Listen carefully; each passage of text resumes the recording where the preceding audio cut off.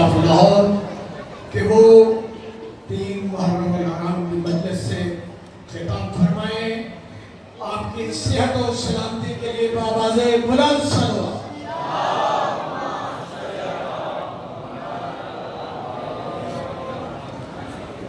محمد وآل محمد بلند صلوات.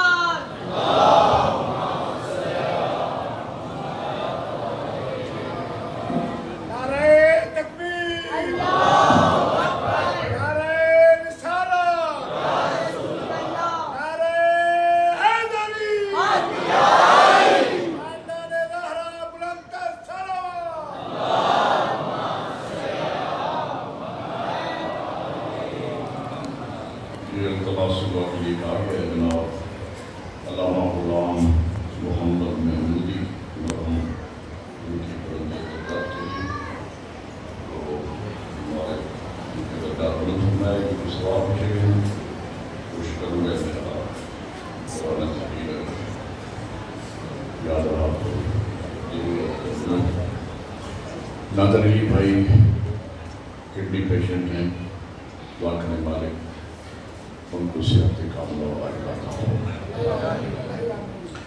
اعوذ باللہ من الشیطان اللعین الرجیم. بسم اللہ الرحمن الرحیم.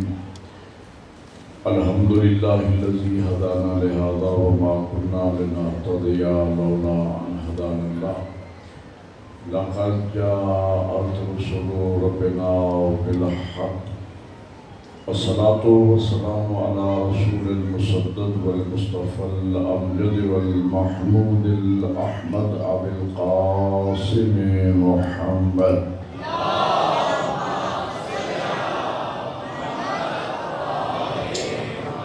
وآله الطيبين الطاهرين المعصومين. أما بعد فقد قال الله تبارك وتعالى في كتابه الأعلى. بسم اللہ الرحمن الرحیم. اليوم اکملت لکم دینکم واتممت علیکم نعمتی ورضیت لکم الاسلام دینا. بلند الصلوات.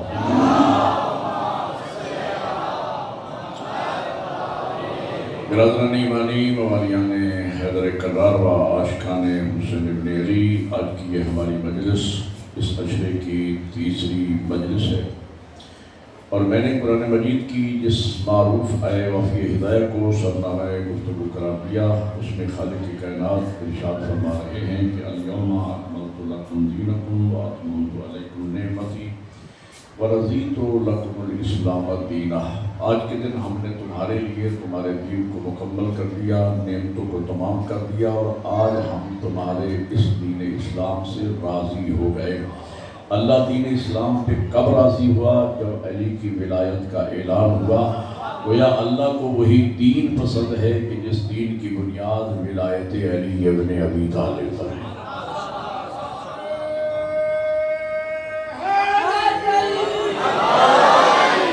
گزشتہ مجالس میں نے آپ کی خدمت میں عرض کیا کہ ملوکیت و شہنشاہیت و کٹھملائیت نے یہ کھیل کیا اسلام کے ساتھ کہ اسلام کا اصلی چہرہ دنیا کے سامنے پیش نہ کیا جا سکا، اور اسلام کے جو ریل کردار تھے، اسلام کے جو حقیقی چہرے تھے، اسلام کے جو حقیقی پیغمبر تھے، جو اسلام کے حقیقی نمائندے تھے، ان کو قید و بند میں رکھا گیا، اور ملوکیت کا نام، شہنشاہیت کا نام اسلام رکھ دیا گیا. کرتوت تھے بادشاہوں کے، بدنام ہوتا رہا اسلام. لیکن ہم خوش نصیب ہیں کہ ہم نے جو اسلام پایا ہے وہ عصمت کے پائپ سے وہاں سے چلا، آج تک پہنچا اور قیامت تک چلے گا. اور عصمت کے اس سلسلے کا چونکہ پہلا بھی محمد ہے، آخری بھی محمد ہے، درمیانی بھی محمد ہے، تو اسلام ہمیں جو ان ہستیوں کے ذریعے ملا وہ پیور حقیقی اسلام تھا کہ جو ہم تک پہنچا، اور نظام مرجعیت و اجتہاد نے سینہ تان کر اس اسلام کی کلیات و جزیات کا تحفظ فرمایا. اور آج ہمارے پاس وہی دین اسلام ہے، اور ہمارے اکابرین کی، بزرگان کی یہ کوشش ہے کہ یہی دین، یہی اسلام اسی طرح کلیات و جزیات کے ساتھ ہماری آئندہ نسلوں تک پہنچنا چاہیے۔ میں نے عرض کیا تھا کہ ہمارے مکتب کی صداقت کی بنیاد عقیدہ عصمت ہے۔ عقیدہ عصمت کی سادہ لفظوں میں تعریف یہ ہے کہ معصوم وہ ہوتا ہے کہ جو اس دنیا میں آ کے پہلی سانس سے لے کر اس دنیا سے جانے سے آخری سانس تک اس سے کوئی خطا اور غلطی سہو و نسیان کا امکان نہیں ہوتا ہے۔ اور اس کی دلیل کے طور پر کل میں نے آیت تطہیر پیش کی تھی، لیکن اس آیت تطہیر کو بھی مسلمانوں نے کنٹروورشل کر دیا ہے، اس کو بھی اختلافی بنا دیا ہے، اور یہ کہہ کے کہ یہ اہل بیت کے شان میں نازل نہیں ہوئی بلکہ یہ تو ازواج النبی کی شان میں نازل ہوئی ہے۔ لیکن چونکہ ہم اصحاب کا بھی احترام کرتے ہیں، ازواج کا بھی احترام کرتے ہیں، احترام اپنے مقام پر لے ہے، لیکن ہمارا کہنا یہ ہے کہ ٹیکنیکل بنیادوں پر یہ آیت تطہیر ازواج کی شان میں نہیں ہو سکتی، اس لیے کہ عصمت معصوم کی تعریف یہ ہے کہ معصوم من المہد الی اللحد معصوم ہوتا ہے، اور نبی کی ازواج میں سے بعض نبی کی بیویاں ایسی بھی تھیں کہ جو اعلان نبوت سے پہلے پیدا ہوئی اور ان کی زندگی کا ایک حصہ عالم کفر میں گزرا، تو جن کا ایک حصہ عالم کفر میں گزر چکا ہو وہ معصومہ کیسے کہلا سکتا؟ حضرت صفیہ کی مثال آپ کے سامنے ہے۔ حضرت صفیہ کون ہے؟ یہ مرحب کی بہن ہے۔ فتح مکہ کے بعد جب قیدی بنا کے ان کو لایا گیا تو اخلاق پیغمبر سے متاثر ہو کر اس نے کہا کہ حضور میں ایک سردار کی بیٹی ہوں، سردار کی بہن ہوں، اب میں نے کلمہ پڑھ لیا ہے، میں مسلمان ہو گئی ہوں، اور میں چاہتی ہوں کہ باقی زندگی سردار کی زوجہ بن کے رہوں۔ رحمت للعالمین نے ان کی اس پیشکش کو قبول فرمایا اور ان سے نکاح فرمایا، تو ان کی زندگی کا ایک حصہ عالم کفر میں گزرا، اور بھی کئی مثالیں ہیں۔ تو ٹیکنیکل طریقے سے یہ آیت تطہیر ان کی شان میں کہنے لگے کہ ہم بھی ان کو معصوم، اور کوئی بھی مسلمان ازواج نبی کو معصوم نہیں مانتا ہے۔ ان کا کہنا یہ ہے کہ آیت تطہیر ان کی پاک دامنی کی دلیل ہے۔ جہاں تک پاک دامنی کا تعلق ہے، ہمارے علماء متفق ہیں اس بات پر کہ حضرت حوا سے لے کر ہمارے آخری نبی تک جتنے انبیاء گزرے ہیں، جتنی بھی ان کی ازواج ہیں، ہم ان میں سے ہر نبی کی زوجہ کو پاک دامن مانتے ہیں۔ ان کی پاک دامنی کے لیے الگ سے کسی آیت کی ضرورت نہیں ہے۔ تو بہرحال میں کہنا یہ دوسری دلیل میں قرآن سے آج رکھنا چاہ رہا ہوں کہ اہل بیت کی عصمت پر دلیل ارشاد ہوتا ہے یا ایھا الذین آمنوا اتقوا اللہ وکونوا مع الصادقین، اے ایمان والو اللہ سے تقوی اختیار کرو اور سچوں کے ساتھ ہو جاؤ۔ اللہ صاحبان ایمان کو سچوں کے ساتھ رہنے کا یا سچوں کے ساتھ ہونے کا حکم دے رہا ہے۔ اللہ ہمیں حکم تو دے کہ سچوں کے ساتھ رہو، اور اللہ ہمیں بتائے نہ کہ وہ سچے ہیں کون۔ اور آیت جو اشارہ کر رہی ہے خطاب ہے صاحبان ایمان سے، اور رہنے کا حکم ہے صادقین کے ساتھ۔ تو آیت نے ایک اشارہ تو یہ کیا کہ ایمان والے اور ہیں، صادقین اور ہیں۔ میرے کے ہے غریب وہ صادقین کون ہے؟ لطفاً ذات توحید پہ لازم ہے کہ مومنوں کو ان صادقین کا تعارف کروائے۔ صادق کسے کہتے ہیں؟ صادق کا معنی ہے سچا۔ دیکھیں متکلم کے بدلنے سے کلام کا معنی و مفہوم بدل جاتا ہے۔ میں اگر کسی کے بارے میں کہوں کہ فلاں بندہ سچا ہے، اس کا معنی اور ہے۔ اگر آیت اللہ حافظ ریاض سے نجفی صاحب کہہ دے کہ فلاں بندہ سچا ہے، اس کا معنی اور ہے۔ اگر رہبر کسی کے لیے فرما دیں کہ فلاں بندہ سچا ہے تو اس کا معنی اور ہے۔ اگر امام معصوم کہہ دے کہ وہ سچا ہے تو اس کا معنی اور ہے۔ اور اگر خالق کل عالم الغیب اللہ کہہ دے کہ یہ سچے ہیں،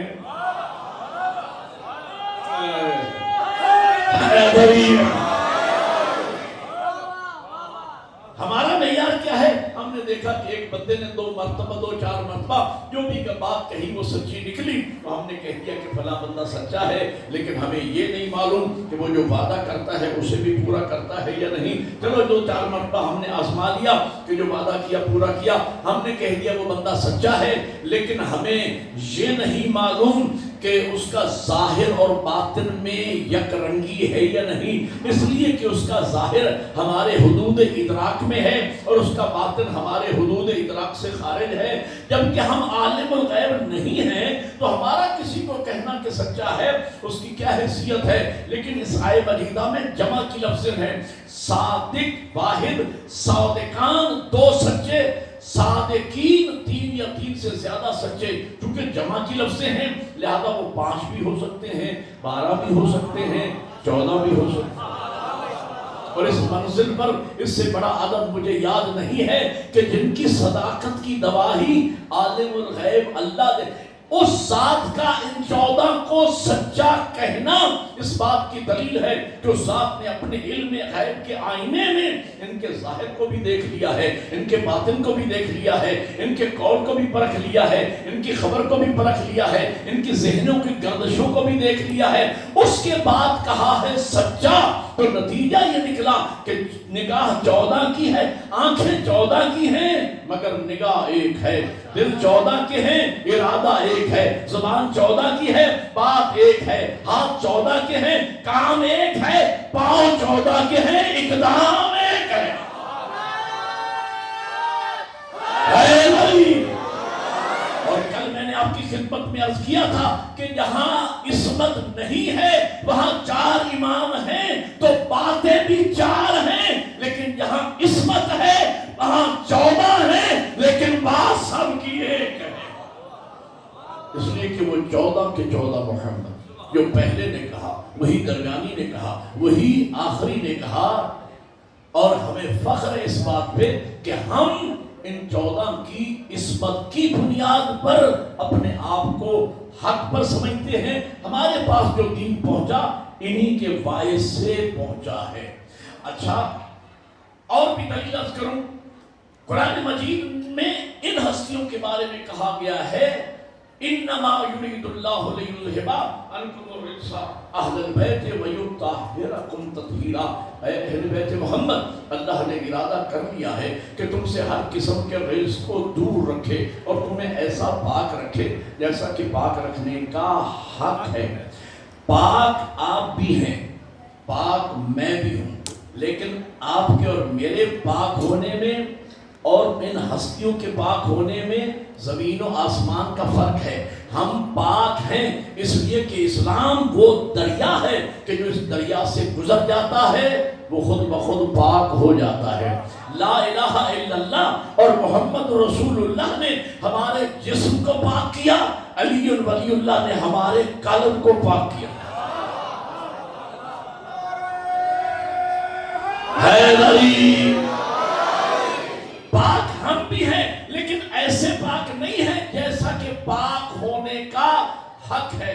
الحمدللہ میں وضو کے ساتھ ہوں، 40-42 سال 45 سال بلکہ ہو گئے میں نے سکول لائف سے مجالس پڑھنا شروع کی، تو میں کہہ سکتا ہوں ذمہ داری کے ساتھ کہ میں نے زندگی میں ایک مجلس بھی بغیر وضو کے نہیں پڑھی ہے۔ اب بھی باوضو ہوں اور عین الیقین کی حد تک میرا لباس بھی پاک ہے، لیکن پھر بھی میں ایسا پاک نہیں ہوں جیسا کہ پاک ہونے کا حق ہے۔ فرض کیجئے میں تقریر کر رہا تھا، آپ جانتے ہیں کہ میں زور لگا کے مجلس پڑھتا ہوں اور جوش خطابت میں میرا ہاتھ لگ گیا مائک کو، مائک میں چھوٹی سی تار باہر نکلی ہوئی تھی، اس سے میرا ہاتھ زخمی ہو گیا، خون نکل آیا تو میرا ہاتھ نجس ہو گیا، میں نے رومال کو پکڑا، رومال نجس ہو گیا، میں نے پسینہ پوچھا تو میرا پیشانی میری ناپاک ہو گئی، نجس ہو گئی، تو میں نے کپڑوں کو لگا، میرے کپڑے نجس ہو گئے، تو میں آیا تھا تو پاک تھا لیکن اب پاک نہ رہا، اس لیے کہ میں ایسا پاک نہیں جیسا کہ پاک رہنے کا حق ہے۔ توجہ ہے یا نہیں؟ ہم پیدا ہوئے تو نجس، غسل ولادت کے بعد ہم ہو گئے پاک، جب دنیا سے جائیں گے تو نجس ہو جائیں گے. جب انسان مرتا ہے تو نجس ہو جاتا ہے. 3 غسل دینے کے بعد پاک ہوتا ہے. ہماری طہارت نجاست کے بریکٹ میں ہے. ہم پاک تو ہیں لیکن ایسے پاک نہیں جیسا کہ پاک ہونے کا حق ہے. یہی فرق ہے ہم میں اور آل محمد میں.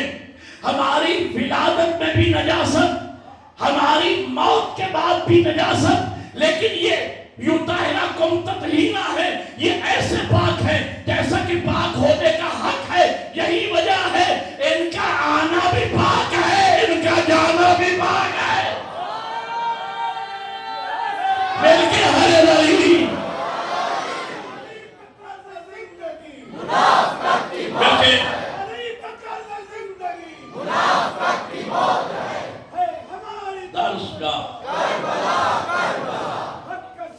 راستہ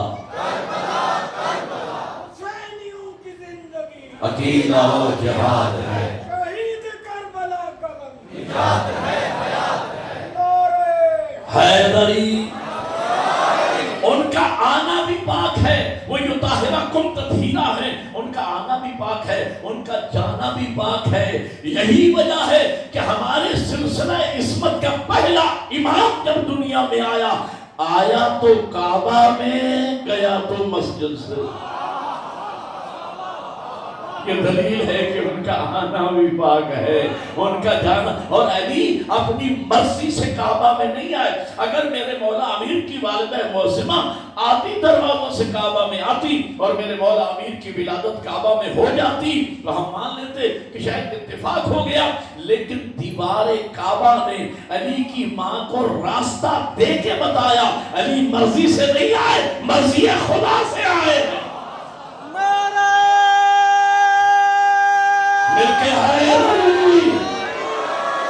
علی مرضی خدا. ان کا آنا بھی پاک ہے, ان کا جانا. یہ ہستیاں وہ ہیں کہ جن کا جسم پاک, جن کی روح پاک, جن کا نفس پاک. جسم پاک ہونے کی دلیل یہ ہے کہ علی کی ولادت کعبہ میں ہوئی. اگر علی پاک نہ ہوتا تو کعبہ میں کیوں آتا؟ روح پاک. اس کی دلیل یہ ہے کہ حضور نے اللہ کے حکم سے مسجد نبوی کی طرف تمام دروازوں کو بند کر دیا سوائے علی کے در کے. اس لیے میرے مولا امیر فرماتے ہیں اللہ نے میرے گھر کو, علی کے گھر کو, علی و فاطمہ کے گھر کو اللہ نے حکم مسجد میں رکھا ہے. اس لیے میں کہا کرتا ہوں, میں نے ولادت کے ایک جشن میں جملہ کہا تھا, اس لیے میں کہتا ہوں فقط علی کعبہ میں نہیں آئے, علی کعبہ میں آئے, علی کی اولاد مسجد میں آئی. اب پتا چلا کہ وہ یطہرکم تطہیرا کا مطلب کیا ہے.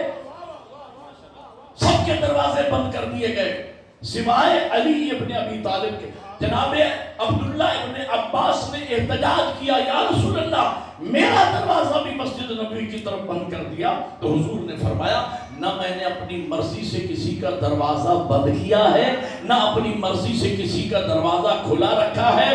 اگر میں نے سب کے دروازے بند کیے ہیں تو اللہ کے حکم سے, علی کا دروازہ کھلا رکھا ہے تو اللہ کے حکم سے, اللہ کے حکم سے. یہاں پر ایک بات مجھے یاد آ رہی ہے سمجھانے کے لیے اور مطلب سے قریب کرنے کے لیے. بہت خوبصورت واقعہ ہے. مانا ہمدانی میں, مانا ہمدانی وہاں میں نے 17, 18 سال, 19 سال وہاں بھی میں نے عشرہ محرم پڑھا. اور بلکہ ابتدائی میں جب میں شکر سے آیا تو ابتدائی عشرے جو میں نے پڑھے وہ جامپور اور مانا ہمدانی میں ہی پڑھے میں نے. تو وہاں آپ سب جانتے ہیں, بزرگان خصوصاً جانتے ہیں, وہاں ایک بزرگ تھے خادم حسین حیدری صاحب مرحوم, اللہ ان کے درجات بلند فرمائے. بہت پیار کرتے تھے وہ اسے. ان کے ایک بیٹے بہن رہتے تھے. تو میں نے کوئی 10 سال پہلے عشرے کے بعد پھر خمسہ بھی ان کے ہاں پڑھا. اور وہ حیدری صاحب کے بیٹے نے پیسے بھیجے پہلے سال کہ یہ 1 لاکھ روپیہ ہے اور نقوی صاحب کو کہنا ہے کہ وہ مجلس پڑھ دیں, 1 مجلس پڑھ دیں تب بھی 1 لاکھ روپیہ دے دیں, 2 مجلس سے پڑھ دیں ان کی مہربانی ہوگی تب بھی 1 لاکھ روپیہ دے دیں. یہ میں نے ان کے لیے بھیجا ہے. 10 سال میں نے ان کے ہاں خمسہ بھی پڑھا. اس بزرگوار نے ایک بات مجھے سمجھائی, جو اگر سمجھ گئے تو معاملہ حل ہو جائے گا۔ کہنے لگے میرے بہت قریبی دوست تھے، برادران اہل سنت سے تھے، لیکن میرے جگری یار تھے، 35-40 سال کا ساتھ، اور ہم ایک دوسرے کے دکھ میں سکھ میں برابر کے شریک تھے، اور اگر میں کہوں کہ وہ مجھے بھائیوں سے زیادہ عزیز تھے تو اس میں کوئی کلام نہیں ہے، لیکن چونکہ وہ میرے قریبی دوست تھے اور میری 30 سال کوشش رہی کہ کسی نہ کسی طریقے سے میں اپنے اس دوست کو مکتب اہل بیت میں لے کے آؤں، لیکن میں اس میں کامیاب نہ ہو سکا، حتیٰ کہ 35 سالوں میں میں اپنے دوست کو مجلس میں لانے میں بھی کامیاب نہ ہو سکا۔ لیکن ایک دن اتفاق ایسا ہوا کہ علاقے میں ایک جگہ مجلس ہو رہی تھی، اور جب میں مجلس میں وہاں پہنچا تو میری حیرت کی انتہا نہ رہی کہ وہ مجلس میں سب سے آگے بیٹھ کے مجلس سن رہا تھا۔ مجھے خوشگوار حیرانگی ہوئی کہ ہیں جس دوست کو 30-35 سال سے میں قائل نہ کر سکا، آج وہ سامنے بیٹھ کے مجلس سن رہا ہے۔ اور جب مجلس ختم ہوئی تو میں بغل گیر ہوا، میں نے ان کو معانقہ کیا، مبارک دی، میں نے کہا یار 35-40 سال سے میں منت سماجت کر رہا تھا، اثر و رسوخ استعمال کر رہا تھا، تعلق استعمال کر رہا تھا، اور مجلس میں آپ نہیں آئے، آج فرنٹ سیٹ پہ بیٹھ کے مجلس سن رہے ہیں، راز کیا ہے؟ اس نے جو بات کی وہ پتے کی بات ہے۔ کہنے لگے حیدری صاحب راز اس کا اور کچھ نہیں ہے، پچھلے رات میں نے ایک کیو ٹی وی پر تقریر سنی ہے جو ہمارے رہبر اور لیڈر ہیں ڈاکٹر طاہر القادری صاحب کی، انہوں نے بیان کیا کہ اللہ کے حکم سے نبی نے تمام دروازے مسجد نبی کی طرف بند کر دیے، ایک دروازہ کھلا رکھا، اگر کسی نے احتجاج بھی کیا تو اللہ کے نبی نے منع فرمایا سختی کے ساتھ کہ یہ میں اللہ کے حکم سے کر رہا ہوں۔ اور کسی صحابی نے تو یہاں تک کہا تھا کہ حضور میرے گھر سے ایک چھوٹا سا سوراخ رہنے دیجیے تاکہ میں مسجد نبوی کو دیکھتا رہوں گھر سے، حضور نے اس سوراخ کی بھی اجازت نہیں دی، اور علی کا دروازہ کھلا رکھا، سب دروازے بند کر دیے۔ تو حیدری صاحب میں اس نتیجے پہ پہنچ گیا ہوں کہ جو دروازے اللہ بند کروا دے تو بند دروازوں پہ بیٹھنا کون سی عقل مندی ہے؟ مل کے رہی منافقت کی موت ہے، منافقت کی موت ہے، درسگاہ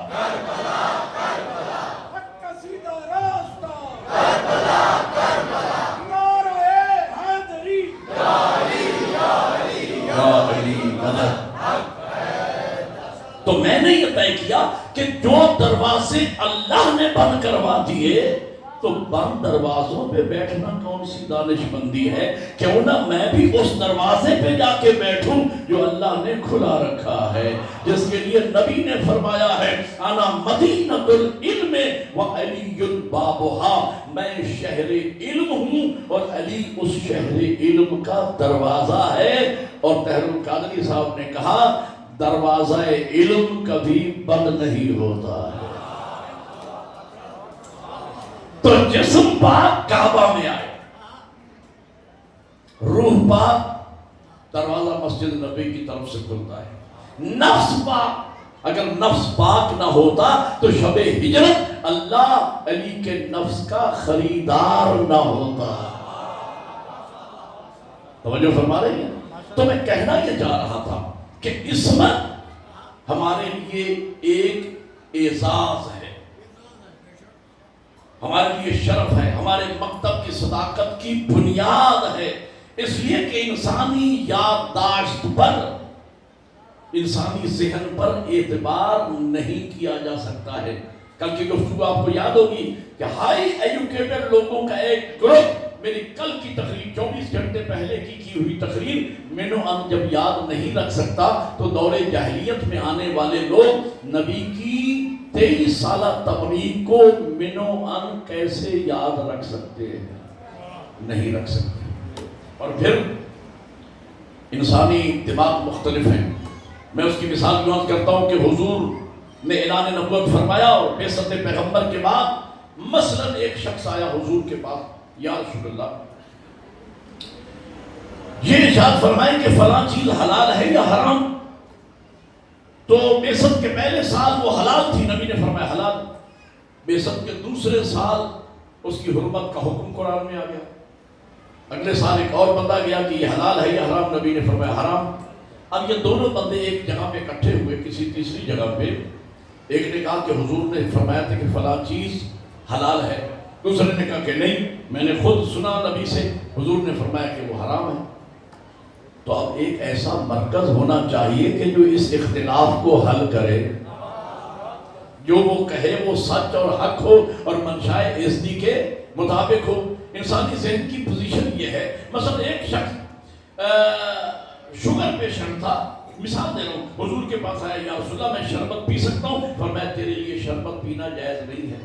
چند دنوں کے بعد دوسرا شخص گیا، حضور میں شربت پی سکتا ہوں؟ جوان صحت مند آدمی تھا، حضرت نے فرمایا تیرے لیے حلال اور جائز ہے۔ اگلے مقام پہ یہ دونوں اکٹھے ہوئے تو ایک نے کہا کہ نبی نے فرمایا کہ شربت پینا حرام ہے، وہ حکم خاص تھا لیکن یہ اس کو حکم عام سمجھا۔ دوسرے نے کہا کہ نبی نے فرمایا کہ جائز ہے، تو یہاں اختلاف ہو گیا۔ اس اختلاف کو کون دور کر سکتا ہے؟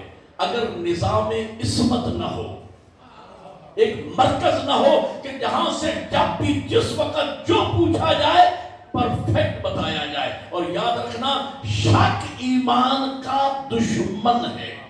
قرآن مجید میں اللہ نے مومن کی تعریف یہ کی ہے کہ انما المؤمنون الذین آمنوا باللہ ورسولہ وجاہدوا باموالہم وانفسہم فی سبیل اللہ واولئک هم الصادقون۔ اللہ فرماتا ہے کہ بے شک مومن وہ ہیں جو اللہ اور اس کے رسول پر ایمان لائے، آمن الرسول آمنوا باللہ ورسولہ ولم یرتابوا، اور جب وہ ایمان لے آئے تو اس کے بعد زندگی میں کبھی شک نہ کریں۔ جب شک آ جاتا ہے تو ایمان رخصت ہو جاتا ہے۔ تو اگر معصوم نہیں ہوگے، ہادی معصوم نہیں ہوگے تو شک رہ جائے گا اور پھر کوئی مومن نہیں رہے گا۔ تو میں کہنا یہ چاہ رہا ہوں، میں نے مثلا کل تقریر کی یہاں آپ کے سامنے، میں یہاں مجاہد بھائی کے ہاں آیا، بیٹھک میں بیٹھا تھا، مومنین مجھے ملنے کے لیے آ گئے۔ ایک مومن نے کہا مولانا کل آپ نے تقریر میں یہ بات کہی۔ میں نے کہا ایسی تو کوئی بات نہیں، میں نے تو کوئی ایسی بات نہیں۔ تو وہاں جو لوگ کھڑے تھے کچھ نے کہا کہ واقعاً مولانا نے ایسی بات نہیں پڑھی، چند لوگوں نے کہا کہ نہیں پڑھی، یہ بندہ صحیح کہہ رہا ہے، مولانا نے یہ بات کہی۔ ایک تیسرا طبقہ بھی تھا، انہوں نے کہا کہ ہم مجلس میں تو موجود تھے لیکن ہم تو اپنے گھر کے بارے میں کچھ معاملات سوچ رہے تھے۔ کہا ہوگا لیکن یا نہیں کہا، ہم تو بہرحال تو تین طبقے بن گئے۔ تو وہ قابل اعتبار مجمع، قابل اعتبار لوگ قابل اعتبار نہ رہے، اس لیے کہ لوگوں کے درمیان اختلاف ہو گیا۔ تو کسی نے کہا بزرگ نے کہ آپ پریشان کیوں ہوتے ہیں؟ ایک نوجوان بیٹھا موبائل کے ذریعے ریکارڈنگ کر رہا تھا، وہاں سے جا کے ریکارڈنگ سن لیجئے، دیکھ لیجئے۔ تو ریکارڈنگ میں منو ان لفظ با لفظ مولانا کی تقریر آپ کے سامنے آ جائے گی۔ تو ہم نے 2-4 چکر لگائے اس نوجوان کے گھر میں، تو بوڑھے لوگ ہم سے ناراض ہونے لگے کہ 80-90 سال کے بوڑھے موجود تھے، اب ان سے جا کے نہیں پوچھتے، وہ نوجوان ہے اس کے پاس آپ چکر لگا رہے۔ بھائی بوڑھے اور جوان کا معاملہ نہیں ہے، معاملہ یہ ہے کہ ریکارڈنگ کس کے پاس ہے۔ یہی معاملہ مسلمانوں کے ساتھ ہوا۔ مسلمان ہمیں کہتے ہیں کہ آپ بزرگوں کی بات کو نہیں مانتے، آپ بچوں کی امامت کے قائل ہیں۔ بات بوڑھے اور بچے کی نہیں، معاملہ یہ ہے کہ عصمت کس کے پاس ہے۔ نبی معاملہ یہ ہے کہ عصمت کس کے پاس ہے۔ اور بعض اوقات ایسا بھی، یہاں بھی 3-4-5 کیمرے لگے ہوئے ہیں، اور بعض اوقات ایسا بھی ہوتا ہے کہ مجلس میں 5-7 کیمرے لگے ہوتے ہیں، تو اس میں ضروری نہیں کہ آپ کسی ایک کے پاس جائیں، جس کے پاس بھی آپ چلے جائیں تو وہی آپ کو ملے گا جو پہلے کیمرے کے والے کے پاس ہے۔ 5ویں کے پاس بھی وہی ریکارڈنگ ہوگی، 12ویں کے پاس بھی وہی ریکارڈنگ ہوگی، اس لیے کہ عصمت ریکارڈ کر رہی ہے۔ یہی ہم کہتے ہیں کہ یہ 14 کے 14 معصوم ہے۔ نبی نے بیان فرمایا، علی بیٹھے سن رہے تھے، صرف علی نہیں، معصوم علی عصمت ریکارڈ کر رہی تھی، حضور نے بیان کیا، معصوم علی نے سنا، معصوم علی نے بیان کیا، معصوم حسن نے سنا، معصوم حسن نے بیان کیا، معصوم حسین نے سنا، معصوم حسین نے بیان کیا، معصوم زین العابدین نے سنا، معصوم زین العابدین نے بیان کیا، امام محمد باقر نے سنا، انہوں نے بیان کیا، امام جعفر صادق نے سنا، انہوں نے بیان کیا، امام موسیٰ کاظم نے سنا، انہوں نے بیان کیا، امام علی رضا نے سنا، انہوں نے بیان کیا، مولا تقی نے سنا، انہوں نے بیان کیا، مولا نقی نے سنا، انہوں نے بیان کیا، امام حسن عسکری نے سنا، معصوم عسکری نے سنا، عصمت ریکارڈ کر رہی ہے، انہوں نے بیان کیا، 12ویں نے سنا، تو پیغمبر سے لے کر 12ویں تک، پھر 12ویں نے بیان کیا، 4 نائبین نے سنا، نائبین نے بیان کیا، شیخ یعقوب کلینی نے سنا، شیخ یعقوب کلینی نے بیان کیا، اور شیخ صدوق نے سنا، شیخ صدوق نے بیان کیا، مرتضی علم الہدا نے سنا، مرتضی علم الہدا نے بیان کیا، شیخ رضی نے سنا، رضی نے بیان کیا، شیخ جعفر طوسی نے سنا، جعفر طوسی نے بیان کیا، سلسلہ چلتا چلتا آیت اللہ موصل الحکیم تک پہنچا، انہوں نے بیان کیا، خوئی نے سنا، خوئی نے بیان کیا، خمینی نے سنا، خمینی نے بیان کیا، خامنائی نے سنا، خامنائی نے بیان کیا، علامہ ساجد علی نقوی نے سنا، انہوں نے بیان کیا، میں نے سنا، میں بیان کر رہا ہوں، آپ سن رہے ہیں، تو یہ نظام عصمت کا فیض یہ ہے کہ پیغمبر کی مسجد نبوی سے لے کر حیدریہ امام بارگاہ تک ہمارا نظام ہدایت کبھی ٹوٹا ہی نہیں ہے۔ مل کے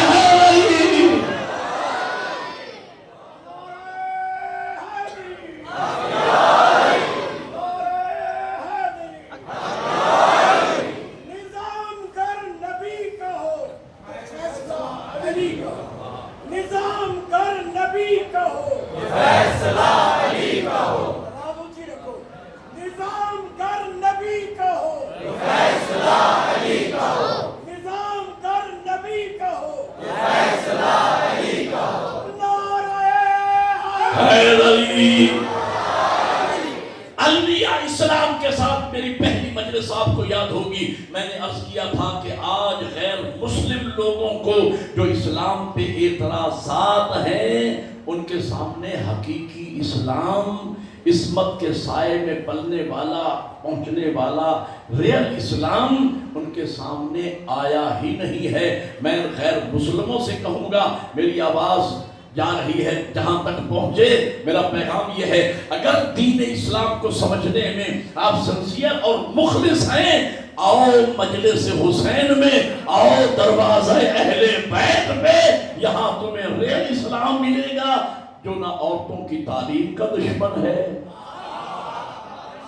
توجہ ہے یا نہیں، نہ عورتوں کی آزادی کا دشمن ہے، نہ وہ کسی ایسی چیز کا دشمن ہے جو انسانیت کے حق میں ہے۔ حقیقی اسلام کو دیکھنا اور سمجھنا ہے تو مکتب اہل بیت میں آؤ۔ ملوکیت، شہنشاہیت اور کٹھ بلائیت نے شہنشاہیت اور اسلام کے درمیان دلالی کی۔ کبھی میں کٹھ بلائیت کی تعریف آپ کے سامنے کروں گا کہ یہ کون لوگ ہیں۔ انہوں نے بادشاہ اور اسلام کہتا ہے ہم بڑے ہیں، بادشاہ کہتا ہے ہم بڑے ہیں، بیچ میں ایک طبقہ پیدا ہوا جنہیں کٹھ بلائیت کہا جاتا ہے۔ انہوں نے بادشاہ اور اسلام کے درمیان دلالی اور بیچ میں ایک نیا اسلام نکالا، جس کی وجہ سے آج حقیقی اسلام بدنام ہو رہا ہے۔ تو اس پر آپ پڑھ لیں خلافت و ملوکیت مولانا مودودی کی، انہوں نے لکھا کہ اسلام ملوکیت کے پنجے میں آ گیا تھا، ملوکیت، شہنشاہیت اور بادشاہت نے اسلام کو اغوا کر لیا تھا، ہائی جیک کر لیا تھا، اور وہ اسلام حقیقی آج غیر مسلموں کے تک اور ہمارے تک نہ پہنچنے دیا گیا۔ ایک مثال سنیے اور میں مسائل کی طرف چلا جاؤں۔ مثلاً 5-7 ملکوں میں الحمدللہ میں بھی باہر جا کے ذکر مولا کی سعادت حاصل کر چکا ہوں۔ فرض کیجئے کہ میں 5 یا 10 مجالس پڑھنے کے لیے یوکا میں گیا، وہاں مجھے ایک ڈیرہ غازی خان کے ایک دوست ملے، کھوسا برادری سے تعلق رکھتے تھے۔ انہوں نے کہا مولانا آپ کا ڈیرہ غازی خان میں آنا جانا بہت زیادہ ہے، مجھے کھوسا صاحب میرے بھائی ہیں، محسن ہیں، تو ایک تحفہ میں نے ان کے لیے بھیجنا ہے۔ انہوں نے ایک گھڑی مجھے دی، پائپ پیک گھڑی تھی، ایک گھڑی انہوں نے مجھے دی کہ یہ آپ جب جائیں ڈیرہ غازی خان تو میرے دوست کے حوالے کر دیے۔ وہ گھڑی تھی 50,000 کی قیمتی گھڑی۔ جب میں پاکستان میں آیا اور میں نے دوستوں کو دکھائی تو دوستوں نے کہا مولانا یہ تو بہت قیمتی گھڑی ہے، پاکستان میں تو یہ 2 لاکھ کی بھی نہ ملے، اتنی قیمتی گھڑی۔ تو جب میں نے اس کی تعریف سنی تو میں لاہور بھگوان بازار میں چلا گیا، مارکیٹ میں چلا گیا جو سستی ترین مارکیٹ ہے، وہاں سے میں نے دیکھا تو اس جیسی مجھے گھڑی مل گئی، ڈائل بھی ویسا تھا، میں کچھ کہنے چلا ہوں، ڈائل بھی ویسا تھا، سوئیاں بھی ویسی تھی، کلر بھی ویسا تھا، بالکل منو ان ویسی گھڑی مجھے 2000 میں مل گئی۔ تو میں نے سوچا کہ مجاہد صاحب نے کون سا دیکھا ہوا ہے اس گھڑی کو، تو میں وہاں سے اسی پیکنگ میں نے 2000 والی گھڑی ڈالی، مجاہد بھائی کے سامنے آ کے پیش کر دی کہ آپ کے دوست نے، تو میں نے امانت پہنچائی بھی صحیح اور نہیں بھی پہنچائی۔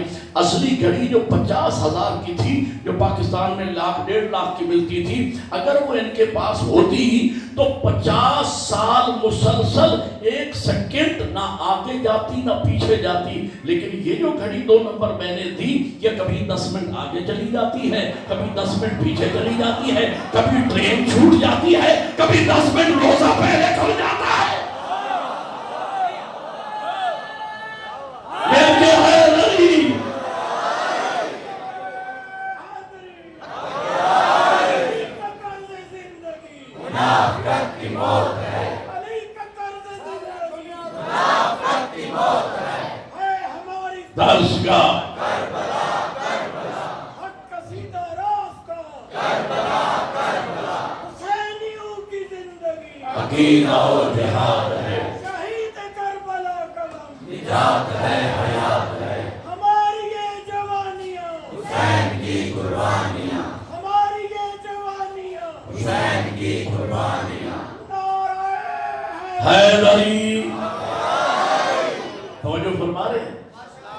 یہی عالم اسلام نے اور یہی ملوکیت و کٹبلائیت و شہنشاہیت نے اسلام کے ساتھ یہ حشر کیا۔ جو دین اللہ نے بنایا تھا، نبی نے پہنچایا تھا، ملوکیت نے اس اسلام کو ہائی جیک کر لیا، اپنی مرضی کا اسلام بنا کے دنیا کے سامنے پیش کر دیا۔ لیکن وہ گھڑی جو میں لے کے آیا تھا، باریک کوئی نہیں دیکھتا، باریک فقط ہم ہی دیکھتے ہیں۔ میں نے کچھ کہا پتہ نہیں آپ سمجھے یا نہیں۔ لوگ بغیر جانے بوجھے تحقیق کیے اسلام کو استعمال کیے جا رہے ہیں کہ سچا ہے یا جھوٹا ہے، اصلی ہے یا نقلی ہے، باریک صرف ہم ہی دیکھتے ہیں۔ اور جب میں نے اس گھڑی کو باریک بینی سے دیکھا، اینک لگا کے، جو 50,000 والی تھی، باریک لفظوں میں عدسے کے ساتھ دیکھنا پڑتا ہے، باریک لفظوں میں لکھا ہوا تھا میڈ ان جاپان۔ اور جو میں نے گھڑی مجاہد بھائی کے حوالے کی تھی، جب باریک سے دیکھا تو لکھا تھا میڈ ان چائنا۔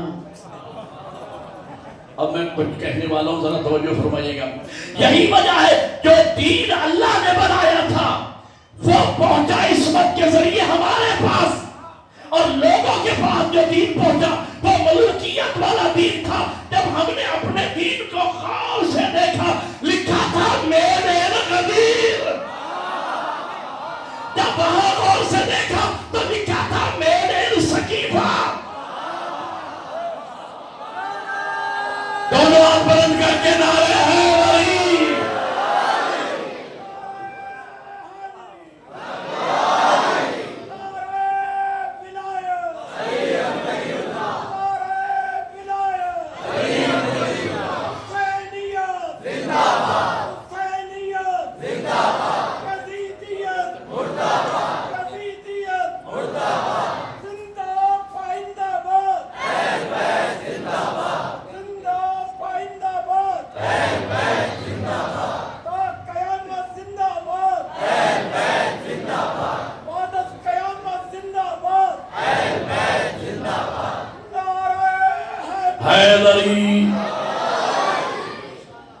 اہل بیت محمد نے قربانیاں دے کر، جن کا دین تھا، دین پہ قربانیاں بھی انہی نے دی۔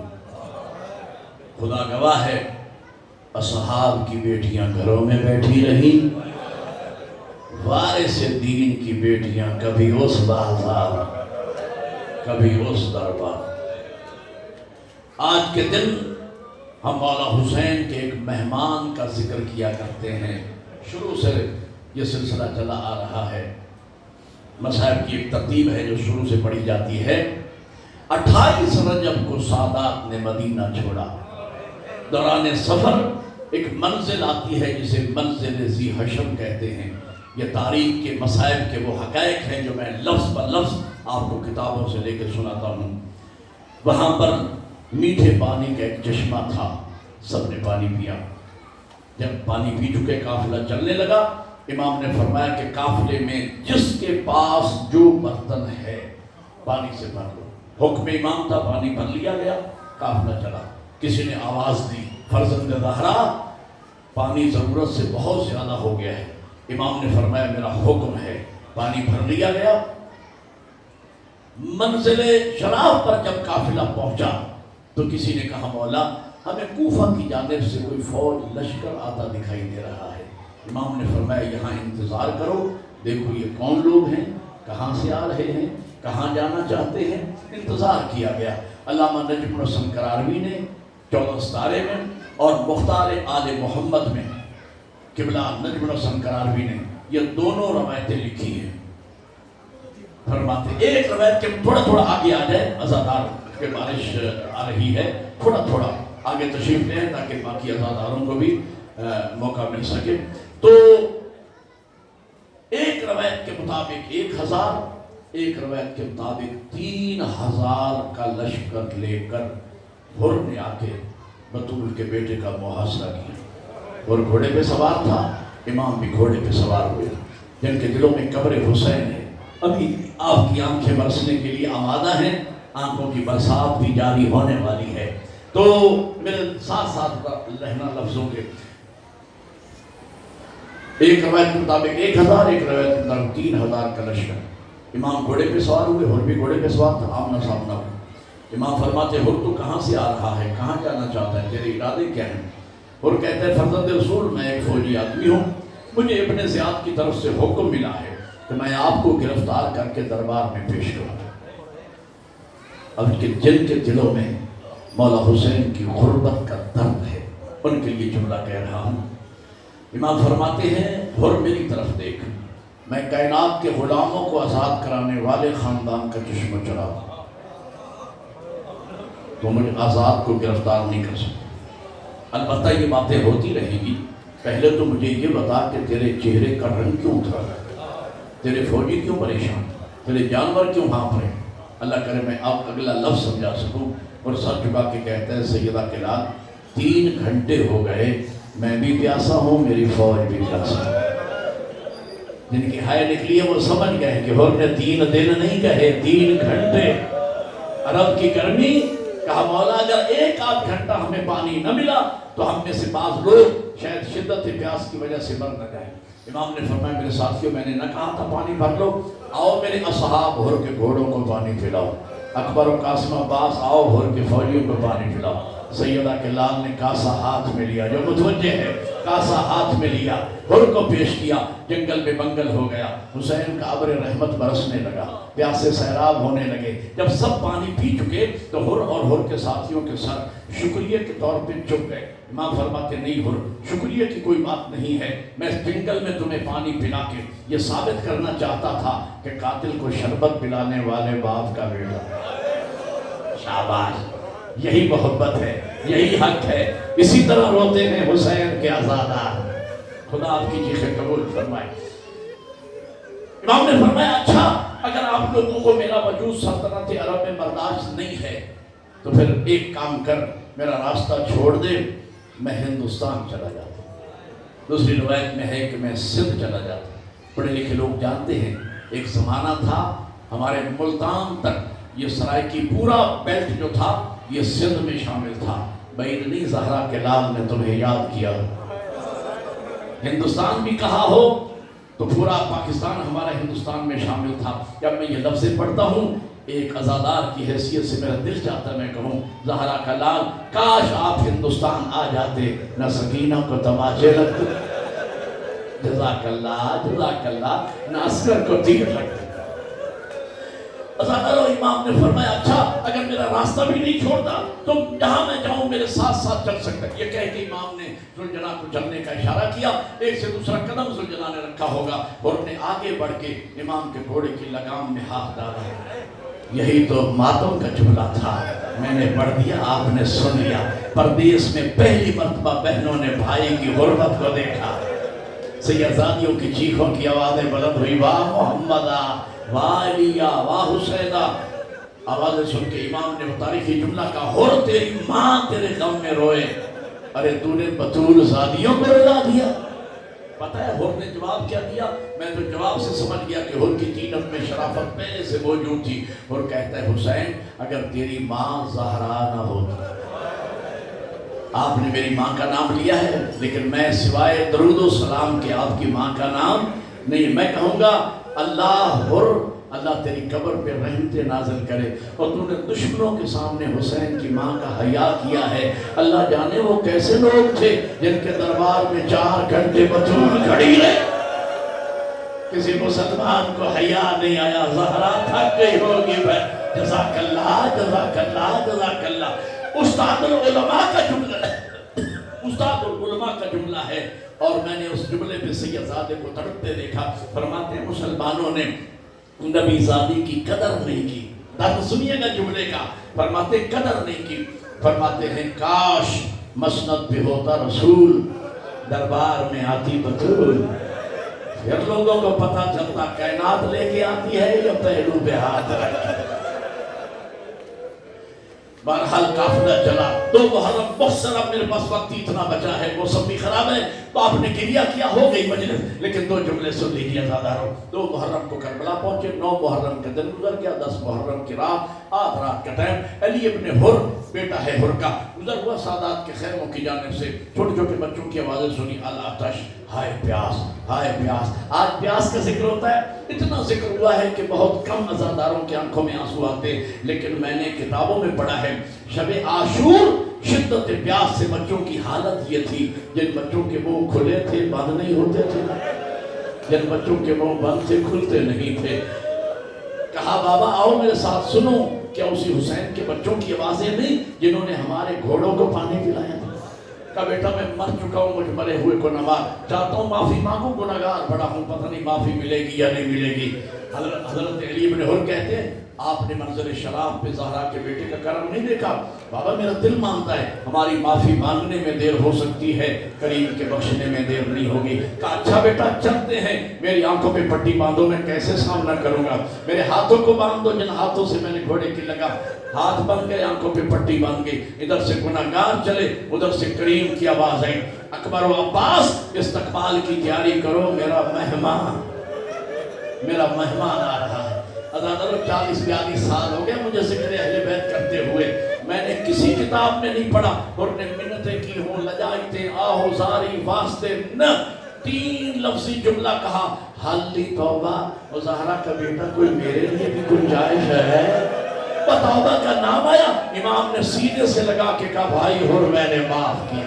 عباس کے بعد آئی بھائی حر میرا سلام، اکبر نے کہا چچا حر میرا سلام، اونو محمد نے کہا مامو ہو ہمارا سلام۔ یہ مبارک بادیوں کی آوازیں جب خیموں میں پہنچی، بی بی نے کہا اماں فضا ذرا میرے بچوں کو بلانا، شہزادے آئے، کیسی مبارک بادیاں؟ کہا ماں وہ ہو جس نے ماموں کا راستہ روکا تھا، ماموں کی فوج میں شامل ہو گیا۔ ماموں نے بھائی کہہ دیا وہ حسین ہے، یہ شریکت الحسین ہے۔ کہا میرے لال چلے جاؤ، ایک ہر کے دائیں ایک بائیں کھڑے ہو جانا، ہاتھ سر پہ رکھ کے کہنا ماموں ہر اماں زینب سلام کے۔ 1400 سال بعد سن کے رو رہے ہو، وہ اتنا روئے کہ روتے روتے خش آ گیا۔ کہا زہرا کا بیٹا مجھے معاف، آپ نے معاف کر دیا، سکون قلب کے ساتھ موت کی طرف اس وقت جاؤں گا جب اپنے کانوں سے سنوں گا کہ بطول ساتھیوں نے مجھے معاف کر دیا۔ ہاتھ سے پکڑا، وقت تھوڑا میں جلدی کروں، ہاتھ سے پکڑا لے کے آئے، اور خیمے سے باہر ہے۔ اس سے بڑا مصائب کا جملہ میرے پاس نہیں ہے۔ ماتم کی تیاری کا عزادار حر باہر ہے، حسین داخل ہوئے، بہن زینب بھائی حر معافی مانگ، मेराज है करम की खुदा की कसम। ज़हन मऊफ हो जाता है ये जुमले पढ़ के। पता है करीम की बेटी ने क्या कहा? फरमाया भाई हो ज़ैनब शर्मसार है। मेराज है गुनहगार माफी मांग रहा है, करीम शर्मसार। क्यों शर्मसार है? इसलिए भाई हो जब तू दुश्मन बन के आया था हमने तुम्हें पानी पिलाया था और ज़ैनब इतनी गरीब हो गई है, मेरे पास एक घोट पानी कर रही है कि मैं अपने भाई को पेश कर सकूं, लेकिन हो घबराना नहीं। अगर मुझे मोहलत मिल गई 11 मुहर्रम को पहला बैन तेरी लाश में। और आखिरी 1 मिनट की ज़हमत अज़ादा हो। अली अपने हुर को इजाजत मिली, हुर के कहने पे इजाजत मिली। अली अपने हुर मैदान में, कर्म पे बात खत्म, मैदान में आए, जीन से उतरने लगे, बाबा को पुकारा, बाबा मेरी मदद हुआ। निस्बतन हुर जवान था, हुसैन ज़ईफ था, और कहते मैं पूरी फौजी ताकत से दौड़ा कि बेटे की लाश पे पहुंचूं, लेकिन जब मैं बेटे की लाश के करीब पहुंचा मेरी हैरत की इंतहा न रही। बतूल का बेटा मुझसे पहले पहुंच चुका था, मेरे बेटे का सर उठा के सारों पे रखे हुए थे, दस्ते दुआ बुलाते, मालिक ये हुर की नहीं मेरी कुर्बानी, ये हुर की नहीं मेरी कुर्बानी। हमने आगे हाथ बढ़ाए कि मैं बेटे की लाश, आखिरी जुमला हाथ बढ़ाए ताकि बेटे की लाश गंजे शोदा में, जब हाथ बढ़ाए इमाम ने सीने पे हाथ रखा। और ये बुजुर्गों के लिए जुमला जिनकी जवान औलाद, अल्लाह उनके जवान औलाद को सलामत रखे। कहा और क्या करना चाह रहे हो? कब बेटे की लाश उठा के गंजे शोदा में लेके जाना चाह रहा हूँ। और तू नया नया हमारी तरफ आया है ना, मेरे नाना की शरीयत का मसला शायद तुझे याद नहीं है। मेरे नाना की शरीयत का मसला है बिला उज़्र शरई कोई बाप बेटे की लाश ना उठाए। करबला की तरफ देख कर गुजारा कलाल अभी तो